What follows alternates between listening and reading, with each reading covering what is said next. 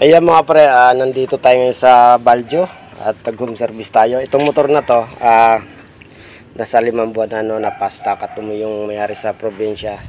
Honda CB125. Ngayon, sabi sa akin, maingay daw yung makina. Ang ginawa natin, gusto natin mapandar muna para marinig natin yung andar.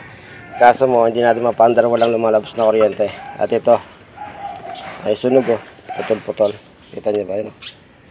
Ayan, isa-isa dahilan mga pre kung bakit wala kuryente na lumalabas dito sa wire natin na galing CDI. Ito.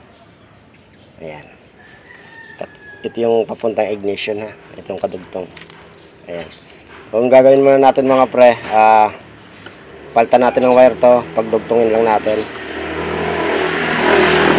Dapat mapalabas muna natin yung kanyang kuryente bago tayo magbukas ng makina. At tingnan natin kung anong tunog ang sinasabi ni sir na maingay. At tingnan natin kung anong piyasa may problema.